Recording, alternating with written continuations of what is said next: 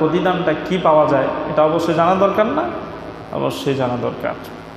তো এই জন্য প্রথমে আল্লাহ তাআলা কোরআন কারীম দিয়ে বলছি, আল্লাহ পাক রব্বুল আলামিন আল্লাহ নবী সাল্লাল্লাহু আলাইহি ওয়াসাল্লামকে সর্বপ্রথম বলছেন, মা আতাকুমুর রাসূল, হে রাসূল আপনি বলে দেন আমি রাসূল যা নিয়ে এসেছি, ফাখুদুহু তোমরা তাকে ধরো, ওয়ামা নাহাকুম আনহু ফান্তাহু, আর আমি যা তোমাদেরকে ছেড়ে দিতে বলেছি, বারণ করতে বলছি তা তোমরা ছেড়ে দাও। যা ধরতে বলছি তা ধরো, যা ছাড়তে বলছি তা ছেড়ে দাও। এখন আল্লাহর হাবিব সাল্লাল্লাহু আলাইহি ওয়াসাল্লাম আমাদেরকে কি ধরতে বললেন আর কি ছাড়তে বললেন, আমরা কি ধরছি কি ছাড়ছি আমরা নিজেরাই হিসাব মিলাবো, ঠিক আছে ইনশাআল্লাহ। এখন নফল এটি একটি আরবি শব্দ যার অর্থ হচ্ছে কর্তব্যের অতিরিক্ত কাজ। শরীয়তের পরিভাষায় ফরজ ও ওয়াজিবের অতিরিক্ত ইসলামী শরীয়ত প্রবর্তিত বিধান বা বিষয়কে নফল বলা হয়। যে আমল রাসূলুল্লাহ সাল্লাল্লাহু আলাইহি ওয়াসাল্লাম নিয়মিত করতেন এবং মাঝে মাঝে ছেড়ে দিতেন, কখনো নিয়মিতই পড়তে থাকতেন, আবার কখনো আল্লাহ রাসূল ছেড়ে দিতেন, এমন কাজকে নফল বা মানদুব বলা হয়। এবং বিধানের উপর আমল করা অবশ্যই এটি একটি প্রশংসনীয় কাজ এবং সওয়াবের কাজ। তবে যারা এটাকে পরিত্যাগ করে, সুন্নত না নফল, এদেরকে তিরস্কার করা যাবে না। এদেরকে কি করা যাবে না? তিরস্কার করা যাবে না, ঠাট্টা মশকরা এদেরকে নিয়ে অবশ্যই করা যাবে না। এখন আমরা যদি সুন্নত এবং নফল এই নামাজগুলো যত্ন করে আমরা পড়ি, তাহলে এক নম্বরে আল্লাহ পাক রব্বুল আলামিন হাবিব কর্তৃক আমাদেরকে জানান দিচ্ছেন আমাদেরকে কি প্রতিদান দিন। তিরমিজি শরীফের 1413 নম্বর হাদিস, হযরতে আবু হুরায়রা রাদিয়াল্লাহু তাআলা থেকে বর্ণিত, তিনি বলেন, আল্লাহ পাক রব্বুল আলামিন হাসরের ময়দানে সর্বপ্রথম বান্দার কাছ থেকে, বান্দির কাছ থেকে নামাজের হিসাব নেবেন। কিসের হিসাব?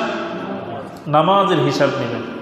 আউয়ালু মা ইউহাসাবু বিহিল আবদু ইয়াউমাল কিয়ামাতিস সালাত, সর্বপ্রথম বান্দা আর বান্দির কাছ থেকে নামাজের হিসাব নেওয়া হবে। যখন হাসরের ময়দানে নামাজের হিসাব নেওয়া হবে, তখন যদি কোনো বান্দা আর বান্দির আমল নামায় ফরজ সালাতের কোনো ঘাটতি থাকে, কি থাকে? ঘাটতি থাকে, কখনো কাজা করছি কখনো পড়ি নাই, এই যে ফরজের একটা ঘাটতি আপনার আমার জীবনে রয়ে গেছে, এই ঘাটতি থাকা অবস্থায় পৃথিবী থেকে বিদায় নিয়ে চলে গেলাম। বিচার কার্য দিবসে যেদিন আল্লাহ তাআলা বিচার আপনার আমার করা শুরু করে দিলেন আর হিসাবও টানা শুরু করে দিলেন, হিসাবের পালা এসে দেখে আমল নামায় আপনার আমার ফরজের অনেক ঘাটতি আছে।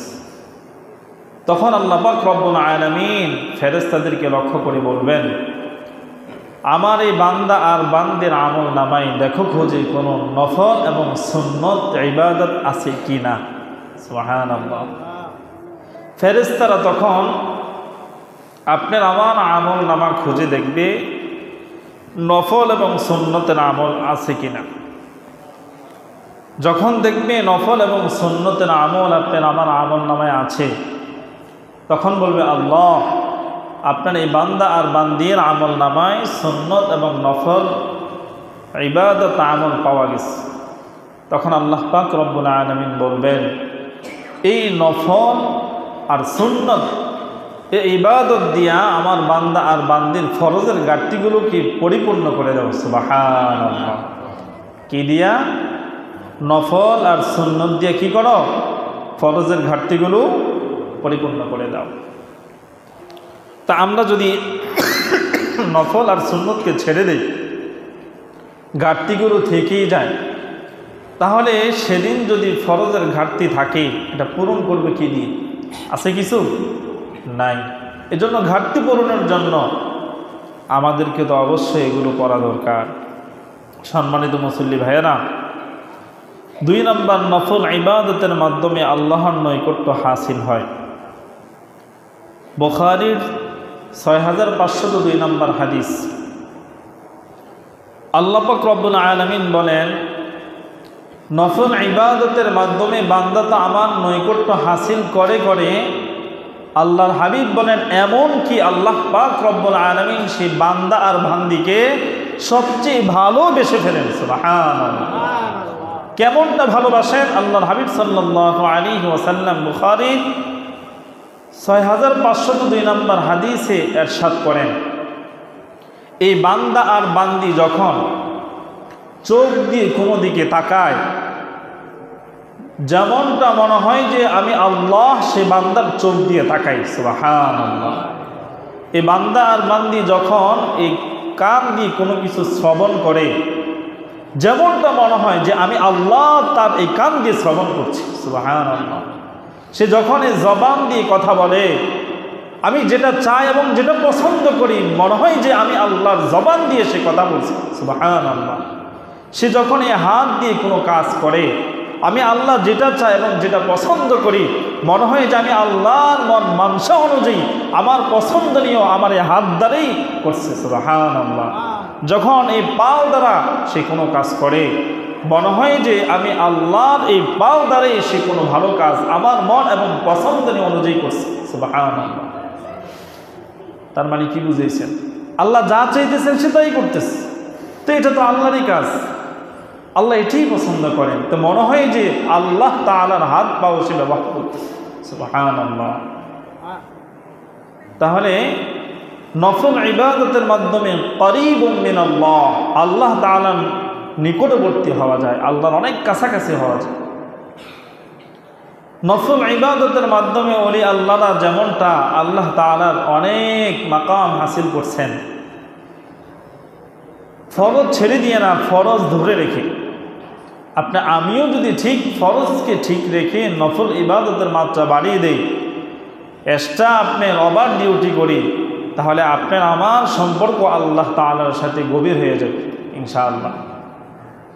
সম্মানিত মুসল্লি ভাইয়েরা, 3 নম্বর রাসূলুল্লাহ সাল্লাল্লাহু আলাইহি ওয়াসাল্লামের সাহাবী রবিআ বিন কাব রাদিয়াল্লাহু তাআলা থেকে বর্ণিত, মুসলিম শরীফের 981 নম্বর হাদিসে তিনি বর্ণনা করেন, আল্লাহর হাবিব সাল্লাল্লাহু আলাইহি ওয়াসাল্লাম বলেন, যারা সুন্নত এবং নফলকে আদায় করবে, যথাযথ যত্ন করবে, এরা আল্লাহর হাবিব সাল্লাল্লাহু আলাইহি ওয়াসাল্লামের সাথে জান্নাতে থাকার সৌভাগ্য অর্জন করবে। সুবহানাল্লাহ।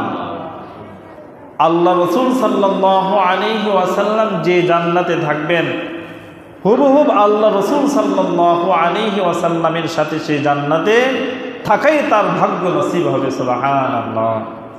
সম্মানিত মুসল্লি ভাইয়েরা, 3 নম্বর বলছে, এখানে আরেকটু কথা আছে। রবিআ বিন কাব রাদিয়াল্লাহু তাআলা যে হাদিস বর্ণনা করেন, হাদিসের অপর অংশে তিনি আরো বলেন, একদিন আমি আল্লাহর হাবিব সাল্লাল্লাহু আলাইহি ওয়াসাল্লামের সাথে সবসময় থাকতাম, নামাজের ওযুর পানি নিয়ে এবং রাসূলের প্রয়োজনীয় জিনিস নিয়ে। একদিন তাহাজ্জুদের সময় আল্লাহর হাবিব সাল্লাল্লাহু আলাইহি ওয়াসাল্লাম আমাকে বললেন, হে রবিআ বিন কাব, তুমি আমার কাছে যা চাওয়ার এখন চাও, যা চাইবে তাই পাবে। সুবহানাল্লাহ। আল্লাহর হাবিব সাল্লাল্লাহু আলাইহি ওয়াসাল্লামের এই কথা শোনার পরে হযরত রবিআ বিন কাব রাদিয়াল্লাহু তাআলা বললেন, ইয়া রাসূলুল্লাহ, ইয়া হাবিবাল্লাহ, ওগো আল্লাহর নবী, আমি চাই আপনার সাথে জান্নাতে আপনি সাহচর্যে থাকতে। সুবহানাল্লাহ। আল্লাহ রাসূল বললেন, এটা ছাড়া অন্য কিছু চাও? হযরত রবিআ বিন কাব আবার বললেন, ইয়া রাসূলুল্লাহ, আমি জান্নাতে আপনার সঙ্গী হয়ে থাকতে চাই। সুবহানাল্লাহ। আল্লাহ রাসূল আবার বললেন, হে রবিআ বিন কাব, এটা ছাড়া অন্য কিছু চাও? হযরত রবিআ বিন কাব আবারও বললেন, ইয়া রাসূলুল্লাহ, আমি রবিআ বিন কাব আপনার সাথেই জান্নাতে সঙ্গী হয়ে থাকতে চাই। সুবহানাল্লাহ। আল্লাহ রাসূল সাল্লাল্লাহু আলাইহি ওয়াসাল্লাম বললেন, হে রবিআ বিন কাব, তাহলে তুমি সিজদার মাত্রা বাড়িয়ে দাও, সিজদার পরিমাণ বাড়িয়ে দাও, আর আমাকেও এই কাজে তুমি সাহায্য করে যাও। সুবহানাল্লাহ। তাহলে আমার সাথে জান্নাতের সঙ্গী হিসাবে থাকা তোমার সৌভাগ্য হবে। সম্মানিত মুসল্লি ভাইয়েরা, 4 নম্বর হলো বুখারী শরীফের, তিরমিজি শরীফের 686 নম্বর হাদিস। রাসূলুল্লাহ সাল্লাল্লাহু আলাইহি ওয়াসাল্লাম বলেন, সূর্য পরিপূর্ণভাবে উঠে যাওয়ার পর, সূর্য পরিপূর্ণভাবে উঠে যাওয়ার পর 2 রাকাত নামাজ আদায় করবে। যদি সে সূর্য পরিপূর্ণ উঠে যাওয়ার পর 2 রাকাত নামাজ পড়ে, যেটাকে ইরশাক নামাজ বলা হয়। কি নামাজ বলা হয়? ইরশাক। এটা কখন পড়ে? ফজরের নামাজের পরে। আল্লাহর হাবিব সাল্লাল্লাহু আলাইহি ওয়াসাল্লামের সাহাবী আনাস ইবনে মালিক রাদিয়াল্লাহু তাআলা বর্ণনা করেন, আল্লাহর হাবিব সাল্লাল্লাহু আলাইহি ওয়াসাল্লাম বললেন, কোন আল্লাহ তাআলার বান্দা আর বান্দি যদি ফজরের নামাজ পড়ার পরে জামাতের সাথে মসজিদ থেকে বের না হয়ে সূর্য পরিপূর্ণ উঠে যাওয়ার পূর্ব মুহূর্ত পর্যন্ত আল্লাহর ঘরের মাঝে জিকির অবস্থায় থাকে, আল্লাহ তাআলার জিকির করতে থাকে, আর যখন সূর্য পরিপূর্ণ উদয় হয়ে যায় তখন সে 2 রাকাত নামাজ আদায় করে, আমি আল্লাহ পাক রব্বুল আলামিনের পক্ষ থেকে আমার এই বান্দা আর বান্দির জন্য কি প্রতিদান রেখেছি রে? তোমরা কি জানো? একটি পরিপূর্ণ হজ এবং উমরা করলে যে সওয়াব পাওয়া যাবে, ফজরের পর থেকে নিয়ে সূর্য পরিপূর্ণ উঠে যাওয়ার পূর্ব মুহূর্ত পর্যন্ত আল্লাহর ঘরে বসে বসে যদি জিকির করে এবং 2 রাকাত ইরশাক নামাজ আদায় করে, তাহলে একটি পরিপূর্ণ হজ এবং উমরা করার সমপরিমাণ সওয়াব সেই বান্দা আর বান্দির আমলনামায় দান করা হবে। সুবহানাল্লাহ। তাহলে একটা হজ একটা উমরা করা আমাদের কয়জনের সাধ্য আছে? অনেকেরই তো নাই। স্বপ্ন আছে, আশা তো থাকবেই।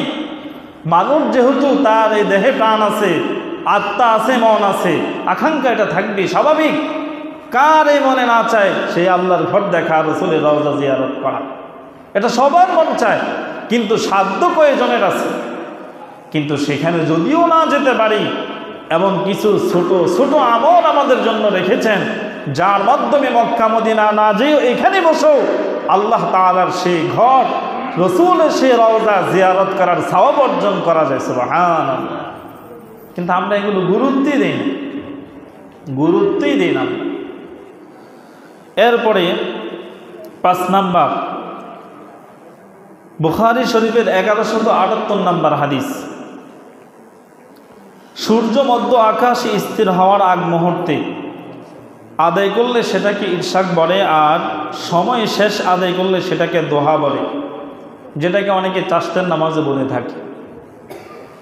হযরত আবু হুরায়রা রাদিয়াল্লাহু তাআলা থেকে বর্ণিত, তিনি বলেন, আমাকে আল্লাহর হাবিব সাল্লাল্লাহু আলাইহি ওয়াসাল্লাম 3টা জিনিস সম্পর্কে ওসিয়ত করছেন। কি করছেন?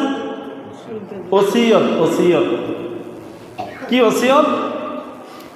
হযরত আবু হুরায়রা রাদিয়াল্লাহু তাআলা বর্ণনা করেন, আল্লাহর হাবিব একদিন আমাকে 3টা বিষয় সম্পর্কে ওসিয়ত করলেন। বললেন, হে আবু হুরায়রা, মৃত্যু হওয়ার আগ মুহূর্ত পর্যন্ত 3টা আমল তুমি কখনো ছাড়বা না। হযরত আবু হুরায়রা রাদিয়াল্লাহু তাআলা বললেন, ইয়া রাসূলুল্লাহ, ইয়া হাবিবাল্লাহ, আমলগুলো কি আপনি আমাকে বলেন? ইনশাআল্লাহ আমি অবশ্যই তা পালন করার চেষ্টা করব। আল্লাহর হাবিব হাদিসের মাঝে 1 নাম্বার বললেন, প্রত্যেক মাসে 3 দিন তুমি রোজা রাখবা। প্রত্যেক মাসে 3 দিন রোজা রাখবা। প্রত্যেক মাসে তুমি 3 দিন রোজা রাখবা, এটা ছাড়বা না মৃত্যুর আগ মুহূর্ত পর্যন্ত। 2 নাম্বার, তুমি চাষতের নামাজ কখনো ছাড়বা না, দোহার নামাজ অবশ্যই তুমি পড়বা। নাম্বার 3, রাত্রে ঘুমানোর আগে বিতরের নামাজ অবশ্যই পড়ে তুমি ঘুমাবা। 1 নাম্বার আমল কি? 1 নাম্বার আমল হলো, আপনাকে আমাকে রাসূল সাল্লাল্লাহু আলাইহি ওয়াসাল্লাম বললেন প্রত্যেক মাসে 3 দিন রোজা রাখতে। 2 নাম্বার আমল বললেন চাষতের দোহান নামাজ পড়তে। নাম্বার 3 প্রত্যেক দিন ঘুমানোর আগে অবশ্যই বিতরের নামাজ পড়ে তারপর ঘুমাতে। যদি কেউ এই 3টা আমল দৈনন্দিন তার জীবনে মৃত্যুর আগ মুহূর্ত পর্যন্ত করে লাভ কি? আল্লাহর হাবিব সাল্লাল্লাহু আলাইহি ওয়াসাল্লাম বললেন তার জন্য আল্লাহর জান্নাত ওয়াজিব। সুবহানাল্লাহ। আল্লাহর হাবিব সাল্লাল্লাহু আলাইহি ওয়াসাল্লাম আরো বলেন এশা নামাজ পড়ার পরে মানুষ তাড়াহুড়া করে ঘুমানোর জন্য পাগল পাড়া হয়ে যায়, কিন্তু তোমরা কি জানো অনেক মানুষ শেষ রাতে জাগ্রত হতে পারে না, কিন্তু শেষ রাতে যারা ওঠে তাহাজ্জুদ পড়তে পারে না। তাহাজ্জুদ না পড়ো, তাহাজ্জুদের সওয়াব অর্জন করার জন্য একটা মাধ্যম আছে। লাইলাতুল কদর না পেয়েও লাইলাতুল কদরের নামাজের সওয়াব পাওয়ার একটা মাধ্যম আছে। তারপরে সালাতুল হাজত না পড়ো তার সওয়াব অর্জন করার একটা মাধ্যম আছে। মাধ্যমটা কি? আল্লাহর হাবিব সাল্লাল্লাহু আলাইহি ওয়াসাল্লাম বলেন এশা নামাজের 4 রাকাত ফরজ পড়ার পরে 2 রাকাত সুন্নতে মুআক্কাদা আদায় করবে। তারপরে বিতির না পড়ে তার মধ্যবর্তী সুন্নত এবং বিতিরের মাঝে 2 রাকাত নফল নামাজ পড়বে। কয় রাকাত?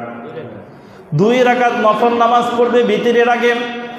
যদি এশা নামাজের সুন্নতে মুআক্কাদা পালন করার পরে বিতিরের আগে 2 রাকাত নফল নামাজ পড়া আল্লাহর বান্দার বান্দি পড়ে, আল্লাহর হাবিব বলেন শেষ ছাত্র জাগ্রত হইয়া তাহাজ্জুদ নামাজ আদায় করে যে পরিমাণ সওয়াব অর্জন করলো, এশা নামাজের পরে 2 রাকাত সুন্নতের পরে বিতিরের আগে 2 রাকাত নামাজ পড়ে শেষ রাতে তাহাজ্জুদ নামাজ পড়ার সমপরিমাণ সওয়াব সে অর্জন করলো। সুবহানাল্লাহ।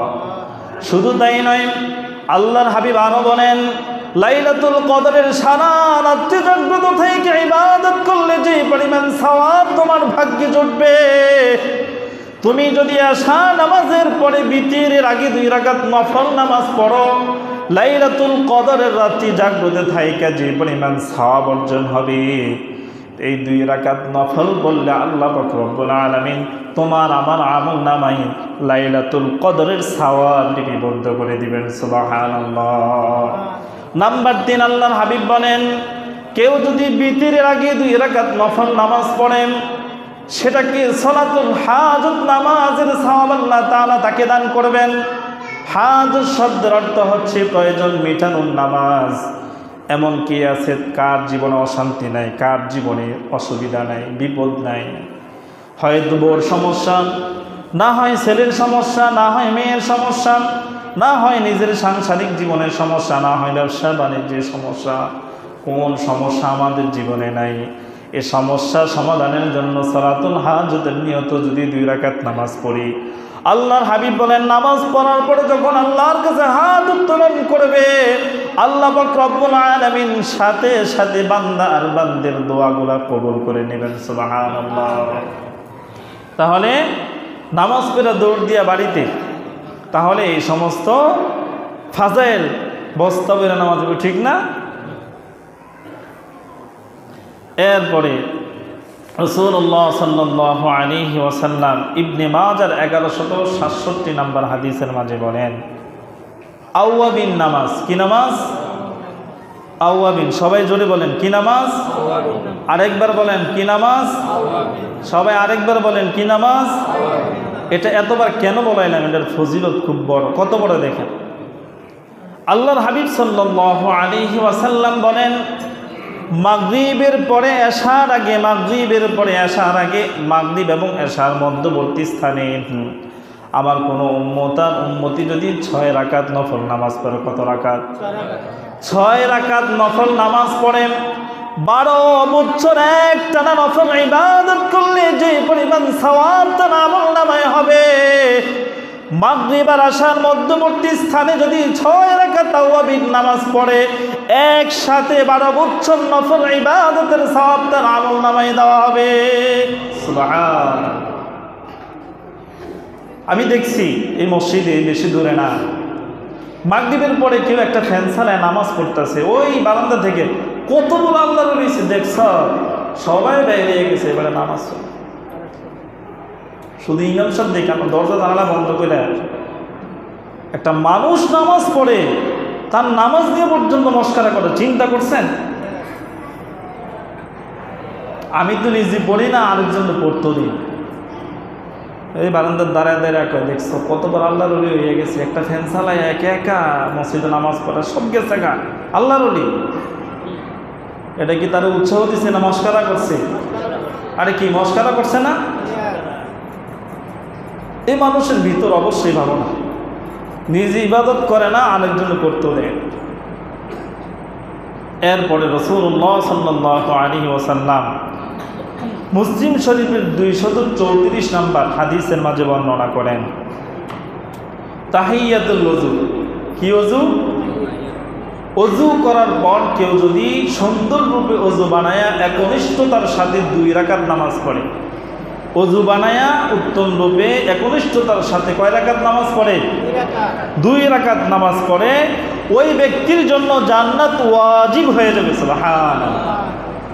আল্লাহর হাবিব বলেন, আমি যখন মেরাজে গেলাম, যাওয়ার পর যখন আমি জান্নাতের ভিতরে কদম দিলাম, হাঁটা শুরু করলাম, তখন আমি আমার এই কর্ণকুহরে শুনতে পাইলাম আমার আগে কার পায়ের হাঁটার শব্দ জানি শোনা যায়।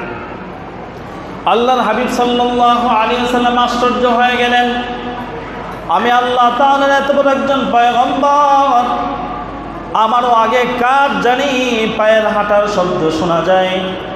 আল্লাহর হাবিব সাল্লাল্লাহু আলাইহি ওয়াসাল্লাম হযরতে জিবরিল আলাইহিস সালামকে জিজ্ঞেস করলেন, ও জিবরাইল, আমার সামনে কার পায়ের হাঁটার শব্দ শোনা যায়?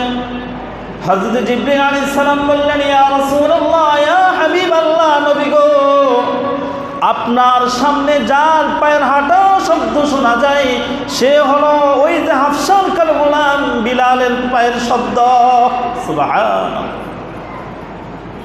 আল্লাহর হাবিব সাল্লাল্লাহু আলাইহি ওয়াসাল্লাম সে মেরাজ থেকে ফিরে আসার পরে দুনিয়াতে হযরতে বিলালকে লক্ষ্য করে বললেন, ও বিলাল, তুমি দুনিয়াতে বিচরণ করো কিন্তু তোমার পায়ের হাঁটার শব্দ জান্নাতে শোনা যায়। সুবহানাল্লাহ। বিলাল রে, তোমার কথা আমি জানতে চাই, এমন কি আমল তুমি করো যা তুমি দুনিয়াতে থাকার পরও তোমার পা জান্নাতে হাঁটে? হযরত বিলাল রাদিয়াল্লাহু তাআলা অবাক হয়ে গেলেন, ইয়া রাসূলুল্লাহ, ইয়া হাবিবাল্লাহ, নবী আপনি এটা কি কথা বললেন? আমি একজন হাফসি গোলাম, চেহারার কোনো বেরেক নাই, দেখতে তেমন কোনো সুন্দর না, আমার আমল কেমন সুন্দর হবে? আল্লাহর হাবিব বললেন, এত পেঁচিয়ে গুড়ি কোনো কথা বলার প্রয়োজন নাই, কি আমল করো জানতে চাই সেটা বলো। হযরত বিলাল রাদিয়াল্লাহু তাআলা বললেন, ইয়া রাসূলুল্লাহ, প্রত্যেক দিন ওযু বানানোর পরে আমি 2 রাকাত তাহিয়াতুল ওযু নামাজ পড়ি। আল্লাহ তাআলার হাবিব বললেন, ও পয়গম্বর, ও আমার সাহাবী বিলাল, আল্লাহ তাআলা তোমার এই তাহিয়াতুল ওযু 2 রাকাত নফল নামাজকে এতটা পছন্দ করছেন, এতটা ওনার কাছে দামি হয়েছে, তুমি না মরো জান্নাতে তুমি হাঁটাহাঁটি করো আবারও আমার আগে। সুবহানাল্লাহ। তাহলে নফলের দাম আসেনি? আসেনি না? নাই নাই। সুন্নতে বলে না, নফল পড়বে কোন সময়? এরপর তাহিয়াতুল মসজিদ, বুখারীর 167 নম্বর হাদিস। আল্লাহর হাবিব সাল্লাল্লাহু আলাইহি ওয়াসাল্লাম বলেন, যখনই তোমরা মসজিদে ঢুকবা 2 রাকাত নামাজ না পড়ে তোমরা বসবা না। 2 রাকাত নামাজ না পড়ে তোমরা মসজিদে বসবা না। ঢুকার পরে তোমরা 2 রাকাত নামাজ আগে পড়বা, তারপরে বসবা। কিন্তু আমরা আগে মসজিদে আসার পরে এই পাশে হেলান দিয়ে এমনি হেমনে বইয়া, কিরে কেমন আছো, আসতনিবালা, কি অবস্থা, এই দুনিয়ার সব খবর শেষ।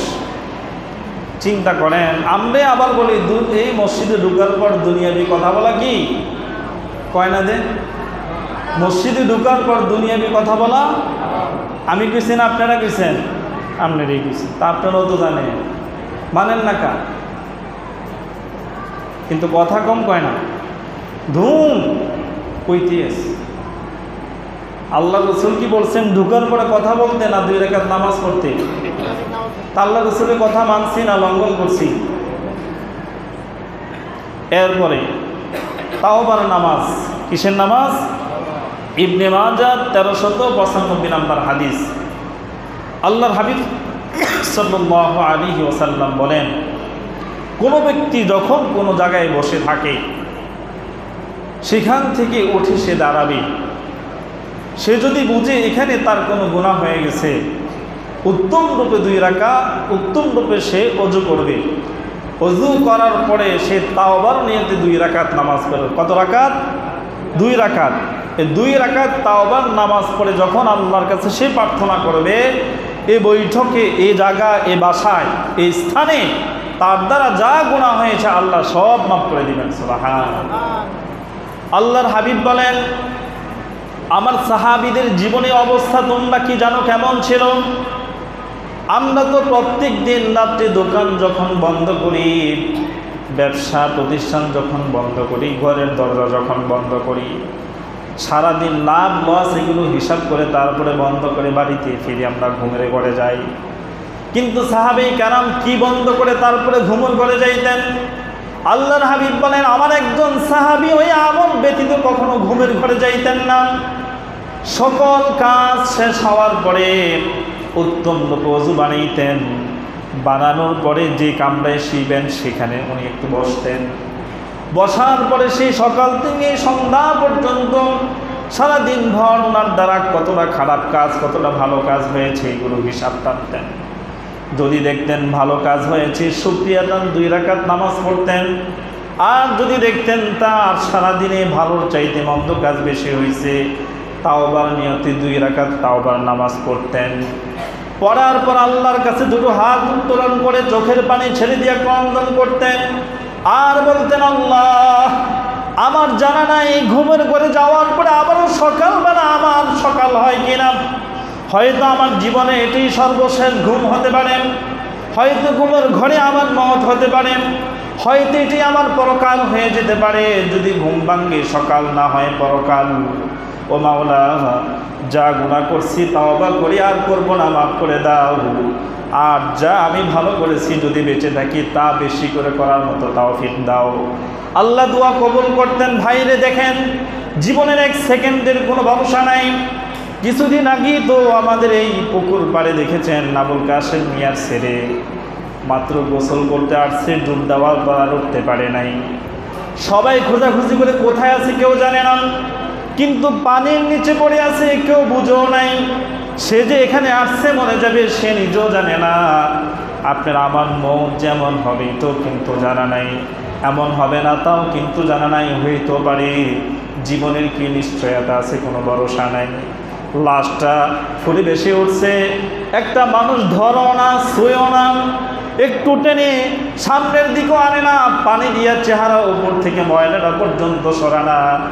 আমি একবার এই পাশে একবার ওই পাশে একবার দূরে দূরে শুধু তাকায় আর মনটারে বলি, হায়রে জীবন পানির নিচে পড়ে চলে গেল।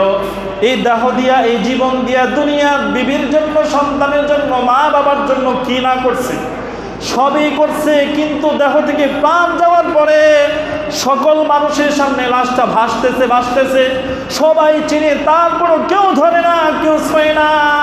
আমার এই জীবন দিয়ে আমি মানুষের জন্য কি করতেছি, মাওলার জন্য কি করতেছি। মরে গেলে দুনিয়ার মানুষের কাছে আমার আর কোনো মূল্য নাই। তাহলে বুঝেন আখিরাতে যাওয়ার পর এ মানুষের কাছে আমার কি মূল্য পাওয়া যাবে। এজন্য দুনিয়াতে জীবন থাকতে আল্লাহর কাছে নিজেকে দামি বানান। মরে গেলে মানুষ মনে করে দেহ পচে গেছে, লাশ ধরলে পুলিশে নিয়ে যাবে, বাবাই ধরে না, মা ধরে না, বউ ধরে না, কেউ ধরে না। কেন ধরলে আমি আসামি হয়ে যাব? মরার ব্যক্তি মরে গেছে, আমি কেন বিপদে পড়ব? দুনিয়ার সামান্য লাশ ধরে মানুষ জেলখানায় যেতে রাজি হয় না। যদি পাপ করি, পাপের আসামি যদি আমি হয়ে যাই, বাবাও তো কোনোদিন যাবে না। যাবে? যাবে তো না। কি বিশ্বাস আছে? আপনাদের বিশ্বাস হয়? খোদার কসম আমার বিশ্বাস হয় না। আমার ছেলে, আমার মেয়ে, আমার মা, আমার বাবা পুরো ধোঁকা। আমার আমল, আমার ইমান একমাত্র আমার সঙ্গে, আর কিচ্ছু না, আর কিচ্ছু না। হয়তো কানবে, এই তো শেষ। মরার পরে বউ ঘরের চৌকাট পর্যন্তই শেষ। মরার পরে ছেলে 40 দিন পর্যন্ত হয়তো একটু কান্নাকাটি করবে, দুঃখ আফসোস করবে। আত্মীয় স্বজন হয়তো 40 দিন পর্যন্ত 40টা খাওয়ার জন্য আকুল বেকুল থাকবে। এরপরে সব ফিনিশ। আপনার ব্যবসার প্রতিষ্ঠান মনে করছেন মরে গেলে শেষ না, আপনি না থাকলে দুনিয়া বন্ধ হবে না। আপনার মতো একচিত করে পালোয়ান চলে গেছে, মাটি গিলে গেছে, কিন্তু কারো জন্য পৃথিবীর কোনো কাজ বন্ধ নাই। সব দুনিয়ার মতোই চলে। দুনিয়া আমার জন্য ঠাকা নাই, বরং আমি ঠাকা। আমি দুনিয়াতে থাকতে আখেরাত কামাই করতে হবে, তাহলে আমি বুদ্ধিমান, তাহলে আমার জীবন শেষ। এই জন্য আপনাদের কাছে অনুরোধ, ভাই দেখি ফরজে পড়তে আসছেন জুমার দিন, আগে যে 4 রাকাত সুন্নত আছে তাও পড়েন নাই, 2 রাকাত ফরজ পড়বেন, এরপরে আবারও 4 রাকাত সুন্নত আছে তাও পড়েন নাই। নফল তো দূরের কথা, আপনি 2 রাকাত ফরজ পড়ে এখান থেকে বের হয়ে যাইতেছেন, আপনি কি বাড়ি পর্যন্ত যেতে পারবেন? গ্যারান্টি আছে? আরে আছে। তাহলে আপনারা এইভাবে যে আগে পরে সুন্নত পরিত্যাগ করেন, যারা এই সুন্নত পরিত্যাগ করে তাদের ভয়াবহ অবস্থাটাকে রাসূলুল্লাহ সাল্লাল্লাহু আলাইহি ওয়াসাল্লাম বলেন, আখিরাতে রোজ হাসরের কিয়ামতের ময়দানে যারা আল্লাহ রসুলের সুন্নত করে নাই, সুন্নতকে গুরুত্ব দেয় নাই, 1 নাম্বার হাসরের ময়দানে আল্লাহ পাক রব্বুল আলামিনের হাবিব তাদের জন্য সুপারিশ করবেন না। নাউজুবিল্লাহ। রসুল কি করবেন না? কি না পড়লে? সুন্নত না পড়লে। সুন্নতটা কার? আল্লাহর নবী। আমরা সুন্নত পড়ি না, তো সুন্নত এটা নবীর হক। সুন্নতে যদি না পড়ি যে নবীকে ভালোবাসি, এটা তার বহিঃপ্রকাশ কীভাবে ঘটে? এটা কীভাবে বলতে পারি? তাহলে এই সুন্নত যদি আমরা না পড়ে, 1 নাম্বার হাসর ময়দান আল্লাহর হাবিব আপনার আমার জন্য সুপারিশ করবেন। 2 নাম্বার কিয়ামতের দিনে ফরজ নামাজের ঘাটতি পূরণ হবে না। নাম্বার 3 আল্লাহর প্রিয় বান্দা হওয়া যাবে না। নাম্বার 4 দুনিয়ার বিপদে আল্লাহ তাআলার পক্ষ থেকে বিশেষ কোনো সাহায্য পাওয়া যাবে না। নাম্বার 5 আখিরাত হবে ভয়াবহ অনুশোচনা। কেমন? সেদিন 1 রাকাত নামাজ দুনিয়াতে হাজারো স্বর্ণের পাহাড় যেমন হবে দামি, ওই হাসরের ময়দানে হাজারো স্বর্ণের পাহাড়ের সমান হবে 1 রাকাত নামাজের দাম। সুবহানাল্লাহ। সেদিন কেউ সোনাও বেচতে পারবে না, নামাজও সে কেউ কিনতে পারবে না। পারবেন? সেদিন কিন্তু আফসোস করবেন। এরপরে 6 নাম্বার হলো দুনিয়ায় রিজিক তার বরকত কমে যাবে, চেহারার মধ্যে ঈমানের উজ্জ্বলতা কমে যাবে। 7 নাম্বার সুন্নত নফল নামাজ যারা পড়ে না তারা হয়তো জানে না জান্নাতে যাওয়ার গোপন সিঁড়ি হলো সুন্নত এবং নফল। সুবহানাল্লাহ। জান্নাতে যাওয়ার গোপন সিঁড়ি রাস্তা কি? সুন্নত এবং নফল। আমরা যখন আগে এদিক দিয়ে কোনাইচ্ছা রাস্তা আছিল, আপনারা যাইতেন না শহরে, মেন রাস্তা দিয়ে না যায় কোনাইচ্ছা এই ক্ষেতের মাঝখান দিয়ে চলে গেছেন, এটা গোপন রাস্তা, সুবর্ণ সুযোগ। সবসময় হয় না, ঠিক না? এখন যেতে পারবো? কেউ যেত। তাহলে সুযোগ থাকতে ব্যবহার না করলে, সুযোগ হারে আফসোস করলে কোনো লাভ হবে না। হায়াত আছে, হায়াত থাকিতে এই সুন্নত এবং নফলের যথাযথ গুরুত্ব দিয়ে সুন্দরভাবে আমল করে গোপন সিঁড়ি জান্নাতে যাওয়া অর্জন করার তৌফিক দেন, বলেন আমিন। ওয়া আখির দাওয়ানা আলহামদুলিল্লাহি রাব্বিল আলামিন।